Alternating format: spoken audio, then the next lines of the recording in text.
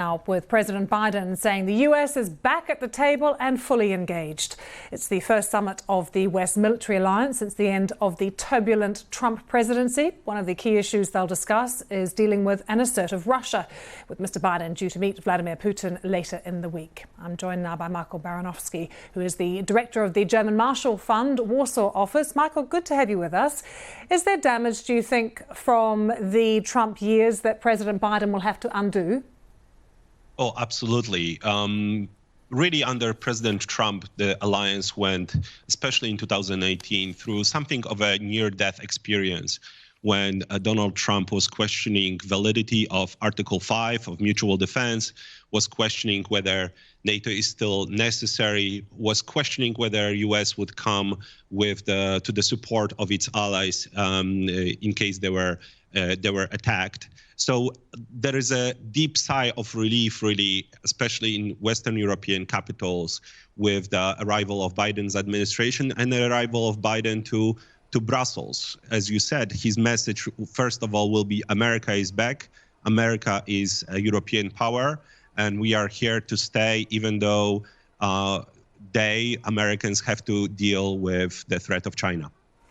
They will present, of course, a picture of unity, Michael, but I wonder about the things that divide them. And if we could start with Russia, do you think the US will be looking for a more robust line on Russia? That's right. I mean, even though everyone is smiling and everyone will have a great picture and a very successful communique, there are real divisions within the alliance. And as you say, one of the key ones is on Russia. Allies do agree that that NATO needs to strengthen its deterrence and defense by placing more of its capabilities on the eastern side of the alliance. But then there is a question of how much should the West, including the United States, talk with Russia. Putin has been very aggressive. Everything that we see on the border with Ukraine just short couple months ago, also the aggressive behavior of Lukashenko in Belarus. This is all tied to Putin. So really the question is how much the West should talk to a leader that is brutal both inside and outside of its borders. There could also be differences on China, which is the other threat that they seem to be talking about in Brussels.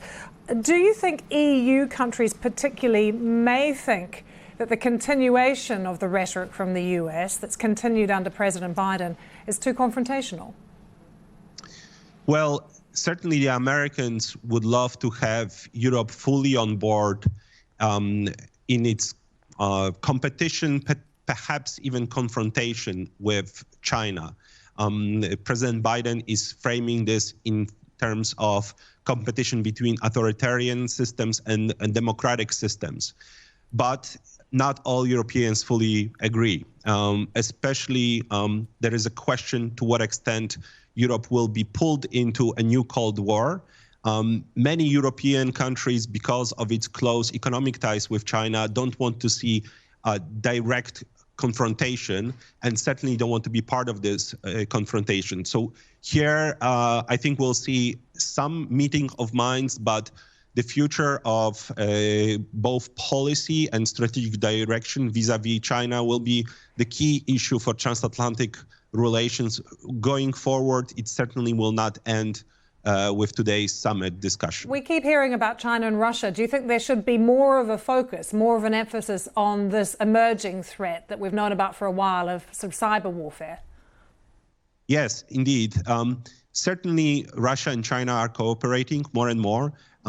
They are, unfortunately, they have a clear goal together to undermine the rule-based international system, undermine our democracies.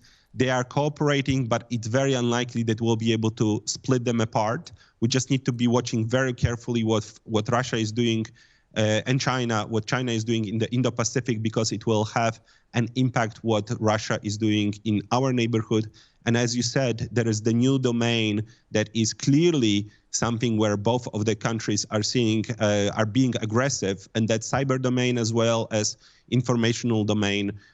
We see these attacks both in the United States and in Europe, and that's something that will be a persistent threat for the alliance for the years to come. Michal Baranowski, good to get your thoughts. Thanks for joining us from Warsaw. Thank you.